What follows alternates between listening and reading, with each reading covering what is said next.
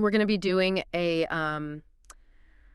very serious and I think necessary analysis today of the 2014 Isla Vista killings. Right. It's an event that really stands as a grim example of how, certain ideologies and personal grievances can escalate into just horrific It violence. really is. And our purpose here is to go beyond the sort of surface level headlines.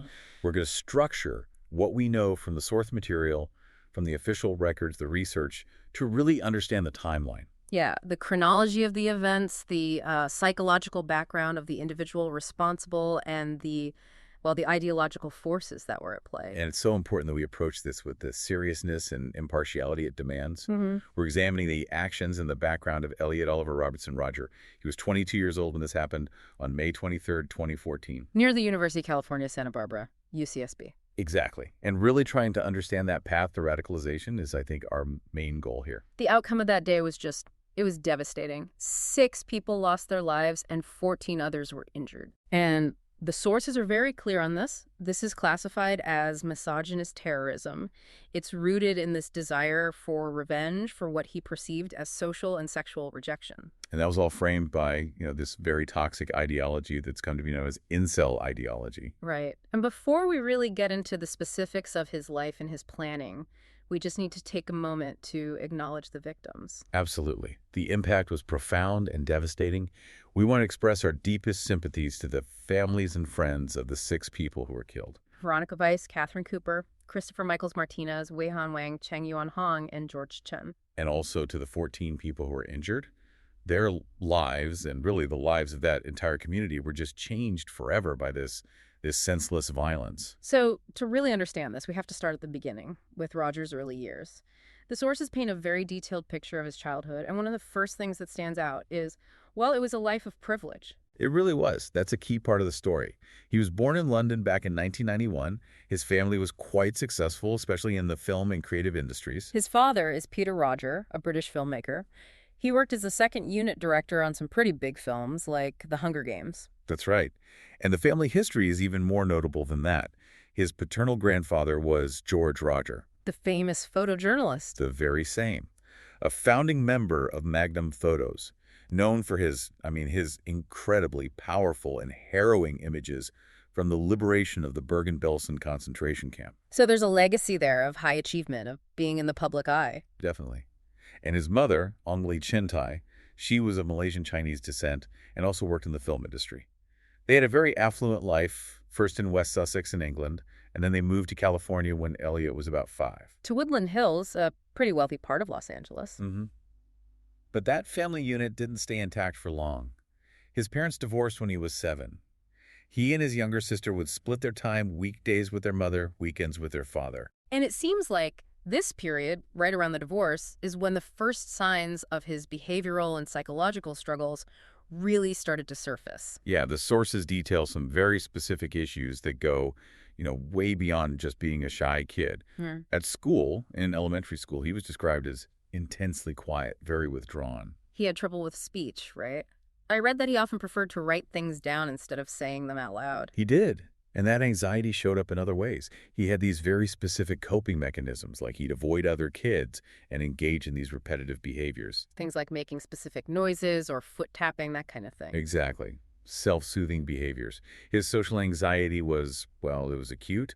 The source material talks about an incident at Disneyland where the crowds and the noise just completely overwhelmed him. He broke down in tears. Wow. So he found any kind of social unpredictability just impossible to deal with. Profoundly difficult. And this led to some early attempts to figure out what was going on. In a 1999 child support affidavit, his mother actually referred to him as a high-functioning autistic child. But that wasn't the final word on it. No, it wasn't universally accepted. His father later brought in a doctor who disputed that diagnosis, suggesting that maybe the first examiner had overlooked other things, like severe depression or anxiety. So there was some friction, some disagreement even then about how to best help him. There was. But a formal diagnosis did come eventually. When he was 15 in 2007, he was diagnosed with pervasive developmental disorder, not otherwise specified. PDD-NOS. It's probably worth explaining what that means because that term isn't really used anymore. It's been folded into the broader diagnosis of autism spectrum disorder. Right. PDD-NOS was essentially the diagnosis you'd get if you showed many of the signs of an autism spectrum disorder, especially the big challenges with social communication and interaction, the repetitive behaviors. But you didn't quite meet all the criteria for, say, classic autism or Asperger's. So it signifies a real neurodevelopmental challenge, something that makes social functioning and emotional regulation incredibly difficult. Especially under stress, yes. And that diagnosis was important because it gave him access to resources, right? Special education, therapy sessions. There was a framework for intervention there. There was a framework he would later reject, but at the time, yes. But, alongside this formal diagnosis, you can see him wrestling with these intense identity issues that just fueled his isolation. He became very self-conscious about his appearance. Extremely. Especially his height. He was short, and his slender build. The sources say he even tried to play basketball, hoping it would literally make him taller. And his mixed race heritage was another major factor for him, wasn't it? He felt like he didn't fit in with his peers in Los Angeles, who were mostly white and affluent. He felt like a complete outsider. And he tried to cope with that by trying to change who he was. At just 9 years old, he dyed his hair blonde. A direct attempt to just blend in. An attempt to blend in, to conform. He took up things like skateboarding. It all points to this really intense early desperation for acceptance, to belong to this social group that he idolized. And this is where that struggle for acceptance, combined with some really traumatic experiences, starts to form the basis of his later misogyny. He was bullied severely. This was in middle school and high school at Crespi Carmelite High School, which is an all-boys Catholic school. The abuse he suffered was both physical and homophobic. And that's a really critical point to synthesize. The experience of homophobic abuse, the fear of not being seen as masculine, that can create this profound insecurity. For him, it seems to have metastasized into this deep-seated hatred. A hatred that he projected outwards. Exactly. Outwards against women who he started to see as these gatekeepers of social and sexual validation, and also against other men who he saw as his competition, as people who had the masculine traits he felt he lacked. And the sources note one specific story he told, though you have to see it as part of his own narrative, his own justification. Right. He claimed that being bullied by a particular blonde girl was what directly caused his misogynistic views to develop. And whether that one girl was the sole cause is, almost beside the point. What it shows you is his cognitive distortion. His mind immediately took any rejection, any perceived injustice, and filtered it through this lens of gender warfare. So that belief that his suffering was the fault of women, of their wickedness, that became the engine for everything else. It became the central toxic driver. That's the moment his internal struggle was fully externalized into an ideology of hate. So as he moves out of adolescence, you see this dramatic escalation, the isolation, the rage, it all gets worse. And a big reason for that is he just walks away from any kind of professional help. Right. By 18, he's done. He refuses to take any prescribed medication, stops going to therapy. He's essentially trying to manage these severe symptoms of PDD, and anxiety all on his own. And his life just immediately starts to fall apart. He tries college, Los Angeles Pierce College, then Moore Park College, and fails quickly. And it wasn't because the classes were too hard. Not at all. It was because just being on campus, seeing happy couples walking around, triggered such intense feelings of anger and envy and inadequacy that he literally couldn't function there. The sight of normal social life was a direct attack on him in his mind. And that led to this sense of entitlement, which got wrapped up in a new obsession, money. A huge fixation on money. He became convinced that wealth was the only thing that could solve his problems, the only way he could attract women. He started blaming his parents for his failures. Blaming his mother for not marrying a richer man. Yes, and he really resented his father after one of his films, oh my God, didn't do well at the box office. Rodger believed that this financial failure hurt the family's finances, which impacted his allowance, and he saw it as another way the world was depriving him of what he was owed. But he didn't try to, get a job or build a career. He was looking for shortcuts. Always shortcuts. The sources talk about his attempts at get-rich-quick schemes. He tried screenwriting, inventing things, but he'd abandon them as soon as they required any real sustained effort. And the most telling example of this was his obsession with the lottery. Oh, absolutely. It's a clear indicator of his delusional thinking. He had saved up about $5,000, money he'd later use for the attack, but he was also spending huge amounts on lottery tickets. He drove to Arizona 4 times just to buy Powerball tickets. 4 times. For a $500 million jackpot, he genuinely believed that fate, that the universe, owed him this massive win to fix all of his romantic problems. And while this is going on, his internal rage is turning into these incredibly disturbing, violent fantasies. Fantasies he started sharing. He had thoughts about killing couples, imagining himself stabbing them to death while they were having sex. And when he told his few friends about this, they, not surprisingly, started to back away. Which just deepened his isolation even further. And then that internal rage started to bleed out into the real world. Starting around 2011, 2012, we see these incidents of petty public aggression. He would actively go out and harass couples. It wasn't just him stewing in his room anymore. No, he was taking action.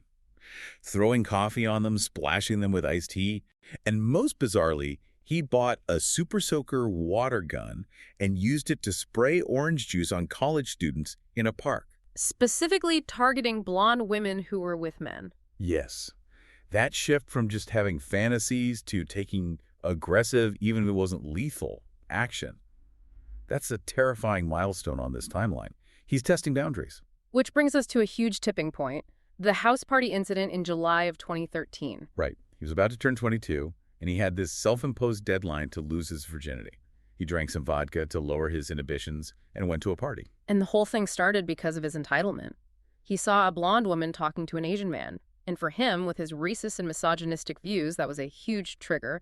He deliberately bumped into the man to provoke him. And when his own attempts to talk to women failed, he just boiled over. He climbed up on a 10-foot ledge and started mocking people, pretending to shoot them with his finger. And then he tried to physically shove some women off the ledge. That's when a group of men stepped in. They pushed him off, and he fell and fractured his ankle. Okay, and this is where you really see his manipulation and his distorted thinking in action. From the hospital, where he's being treated for his broken ankle, he files a police report. And he completely fabricates the story. He claims he was the victim, that he was pushed off the ledge and then assaulted by 10 men for no reason, just because someone called him a homophobic slur. But the police investigated. They did, and the witnesses all told a different story. They confirmed Rodger was the instigator, that his behavior was bizarre and aggressive. The deputies closed the case, noting in their report that he was being dishonest. But crucially, he was never arrested. He was never charged with anything. The escalation just continued. It did. And at the same time, you have his family, who are just in crisis mode, desperately trying to find some kind of help that will work. They consulted a psychiatrist, Charles Sophie. He prescribed an antipsychotic risperidone, which Rodger immediately went online, researched, and then refused to take. He decided it wasn't right for him. They also brought in a filmmaker and relationship expert, Dale Launer. Yeah, trying a non-traditional approach, hoping something would get through to him, but he dismissed that as well. Yeah. His mother also hired an agency that provided counselors. And he did attend those sessions, right? For about a year. He attended 29 sessions. But the sources show how difficult they were. He sort of connected with the male counselors, but he'd get intensely jealous if he thought they had social lives outside of their sessions. And his misogyny came right to the surface. Immediately. He insulted a female counselor after she gently suggested that maybe paid female companionship could help with his social isolation. And one of these professionals, a life coach named Gavin Linderman, suggested what seems like a really crucial intervention. He did. He said Rodger needed to get out of Isla Vista, that the environment itself was just fuel for the fire, making his mental state worse. And this is just, it's a heartbreaking point in the story. Rodger just refused. He dismissed the idea completely. And this is where his parents were really trapped by the legal reality of the situation. They were terrified. They knew something was deeply wrong, but he was an adult. So his mother couldn't legally force him to move or get involuntary treatment? She couldn't. Therapists advised her that she had no legal standing. And he was manipulative. He promised her he'd focus on school and counseling if she just kept paying his rent. And the therapists, who were bound by privacy laws for adults, they couldn't declare him an imminent threat, so they advised her to keep supporting him financially. It's just a systemic failure. Yeah. You have all this evidence of distress, of escalating aggression, but the system in place couldn't intervene. It underscores this huge challenge in dealing with adults who are on a path to violence. So with his life kind of spiraling, Rodger starts to channel all of this rage into a coherent ideology. He documents it all in this 137-page manifesto he called my twisted world. Right. And that document is what really establishes the motive here as premeditated misogynist terrorism. There's no ambiguity. The thing that's so terrifying about it is not just the content, but how organized it is. It's almost like that trait from his PDD nose diagnosis, that intense structured focus, was now being applied to pure hatred. Absolutely. He details his entire life story, but it's all framed through this one single obsession. The fact that he was a lifelong virgin and how the world, and women in particular, had failed to give him the status he felt he was owed. The misogyny is it's laid bare. He calls women a plague.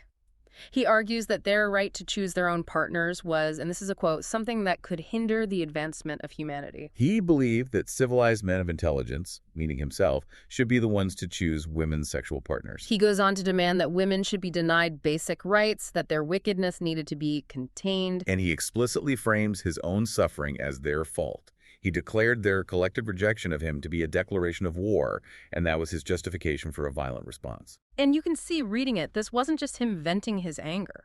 In his mind, this was a revolutionary text. He hoped his attacks would spark a social upheaval. A total reshaping of humanity. His vision for this new world order is detailed with, chilling specificity. It's grotesque. He wrote about leading fanatically loyal troops, presumably other incels, to round up all women and put them in concentration camps. A few who are kept alive would be in secret labs for artificial insemination, just to keep the species going. But men would be kept totally unaware that women even existed to protect them from the plague. It's just pure dystopian fantasy. And this fantasy coalesced into a very real operational plan, which he called his Day of Retribution. It was meticulously planned out in 3 phases. He actually postponed it several times. First Halloween, then Valentine's Day, then an event called Deltopia because he was worried about there being too many police around. And the plan shows zero regard for anyone, including his own family. Phase 0, the prep phase, involved driving to his father's house, where he planned to kill his stepmother and his younger half-brother. He was afraid his half-brother would grow up to be more successful socially than he was. He planned to stab his stepmother and then steal their Mercedes SUV for the rampage. Then phase 1 was focused on his own apartment. He was going to kill his 2 roommates first. He saw them as obstacles, and he was annoyed by their normal social lives. Then his plan was to lure other victims to the apartment to torture and kill them. And phase 2 was what he called the war on women, the centerpiece of his whole plan. Right. The target was the Alpha Phi sorority house. He wanted to kill the girls who, in his words, represented everything I hate in the female gender, kill as many as he could, and then set the building on fire. The final stage, phase 3, was the public rampage. He'd use the stolen SUV to just drive around Isla Vista, shooting and running over as many people as possible until he was stopped. And he prepared for this. He systematically saved up his money, about $5,000 from his allowance, and gifts from his grandparents to buy his weapons. And he bought them all legally. 3 semi-automatic pistols, a Glock 34, and 2 6-hour P226s. And he wasn't inexperienced with them. He went to gun ranges multiple times in the months before the attack to practice to become proficient with the very weapons he planned to use for a mass murder. And all of this physical preparation was happening at the same time as his online radicalization. They were inseparable. He was extremely active in these online communities that we now call the manosphere. Anti-feminist forums, blogs. It's an umbrella term, right, for all these different groups, men going their own way, pickup artists. And the specific group he really identified with, the incels, involuntary celibates. He was a prominent voice on forums like Forever Alone and PUA Hate. And those communities didn't just validate his feelings of rejection, they gave him a formal ideology that weaponized it. And his online posts weren't just misogynistic, they were also intensely racist. Oh, yes. He openly mocked interracial couples. He would boast about his half-white status being superior. He wrote over and over again about his outrage that white women would choose what he called undeserving men, often non-white men, over him, the self-proclaimed supreme gentleman. His search history really gives you a window into how deep this went. It's a terrifying window. He was obsessed with extremist ideologies. He was researching Nazi figures like Joseph Goebbels and Heinrich Himmler, searching for things like Nazi curb stomp and Holocaust of black people. And also searching for methods of killing. Modern torture devices, Spanish Inquisition torture, and very specific practical searches like silent killing with a knife. So all of this online activity, it just confirmed his worldview. He started to believe that incels needed a revolution to destroy the oppressive feminist system. It hardened his resolve. It turned his fantasy into a concrete, unchangeable plan. So as the date of his planned attack gets closer, the conflicts in his immediate living situation are also escalating. In late 2013, he gets two new random roommates. Waihan David Wang and Cheng Yuan James Hong, both 20 years old, both computer engineering students. And the sources say the tension was there almost right away. Rodger was antisocial, complained constantly about them, especially about Hong's cooking. The conflict really blew up in January 2014 over something incredibly minor. Some candles, right. 3 candles, valued at $22. Rodger accused Hong of stealing them. This led to a confrontation, and Rodger escalated it by calling the police and performing a citizen's arrest on his own roommate. So Hong was arrested and charged with petty theft. He was, and Rodger then tried to get them both evicted, emailing the building manager to complain about them. Wang and Hong, who were obviously furious about this, just signed a lease to move out as soon as they could. But in Rodger's mind, their fate was already sealed. He had already decided to murder them. He saw them as irritants, but also as potential obstacles who could get in the way of his day of retribution. And this brings us to this critical moment where all the warning signs were flashing red and intervention just failed. The police welfare check on April 30th. His mother had found one of his YouTube videos, the one titled, "Why Do Girls Hate Me So Much?" Where he's detailing all his loneliness and frustration. See, exactly. And she was terrified. She couldn't get in touch with him, so she contacted the authorities.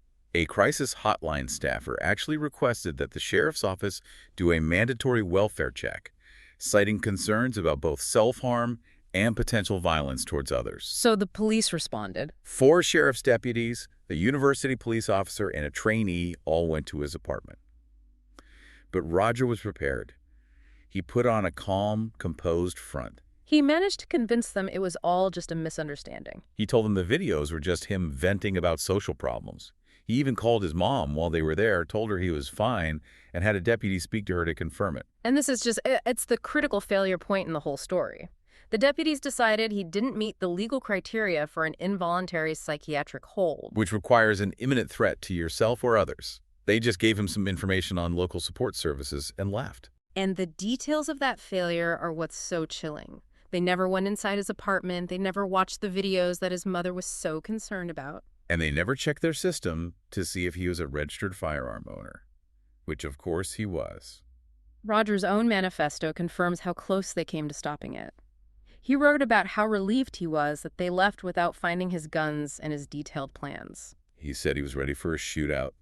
He had one of his loaded pistols and magazines right there, within reach, while they were talking to him at his door. So after they left, he took some of the videos down for a little while, worried he'd raise suspicion. But he wrote that he always intended to put them back up right before the attack. The official assessment was that he wasn't a threat. But the reality was he was armed, he was ready, and he was just counting down the days. And so we come to May 23rd, 2014. He actually moved up his plan by one day. He'd planned for the 24th, but he was overcome by anxiety and adrenaline. His final preparations were just as calculated as everything else. He took Xanax to calm his nerves, he looked at pornography, and then he did his last-minute research online. Searches for how to kill someone with a knife, and quiet, silent kill with a knife. He even practiced.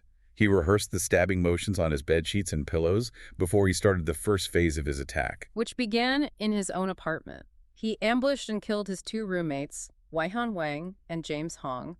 Both were 20 years old. They both died from multiple stab wounds. And then he killed their friend, George Chen, who was 19 and just visiting at the time, also stabbed multiple times. So phase 1 of his plan was complete. He was alone in the apartment with the bodies for several hours before he started the public part of the rampage. And in that time, in that period between the stabbings and the shootings, he did one last, chillingly normal thing. He went to Starbucks. Drove to a Starbucks, bought a triple vanilla latte, and then went back to his apartment. The cognitive dissonance is just terrifying. Then he sent out his final message. He emailed his 137-page manifesto to 34 people, family, therapists, acquaintances. And at the same time, he uploaded his last video to YouTube, the one titled Elliot Rodger's Retribution, where he announced what he was about to do. And then the war on women began. He drove his BMW to the Alpha Phi sorority house, his main target, but he couldn't get in. The front door was locked. It was a fortunate failure. So his focus shifted immediately. He saw 3 young women walking on the street nearby, all members of the Delta sorority. He pulled up next to them and opened fire. 2 of them died right there. Veronica Weiss, who was 19, and Catherine Katie Cooper, who was 22. The third woman was severely wounded, but she survived. The rampage continued. He drove to a delicatessen and shot a customer inside. That was Christopher Michaels Martinez, a 20-year-old English major. He died from a single gunshot to the chest. After that, it just became an indiscriminate attack on anyone he saw. He was driving around Isla Vista, shooting at people, ramming them with his car. He got into 2 separate shootouts with sheriff's deputies. He was hit in the hip, but managed to keep going for a short time. The violence finally ended when he crashed his BMW into a parked car. When the police got to him, he was already dead. Self-inflicted gunshot wound to the head. The autopsy confirmed it was suicide. In total, 6 people were murdered. 3 stabbed, 3 shot indoors, and 14 others were injured by either gunfire or by his car. In the aftermath, in the years since the attacks, Rodger's legacy has, unfortunately and tragically, become solidified. He's a kind of toxic figurehead in these dark corners of the internet. Specifically within the incel movement, the source material is very clear about his continued glorification in these forums. It really shows you how his act was received by that community. They celebrate him. They call him Saint Elliot or the Supreme Gentleman. They see him as a hero who acted on their shared beliefs. The anniversary of the attack, May 23rd, is sometimes called Saint Elliot Day in those circles. They referred to him by his initials, ER. His violence became a foundational event for their movement. And what's really critical here is that his actions, his manifesto, have been explicitly cited as a direct inspiration for other acts of mass violence. Yes, there's a copycat effect. Other perpetrators have used the phrase going ER as a kind of shorthand for carrying out a similar misogynistic attack. And the most direct and devastating example of this that the sources point to is the 2018 van attack in Toronto.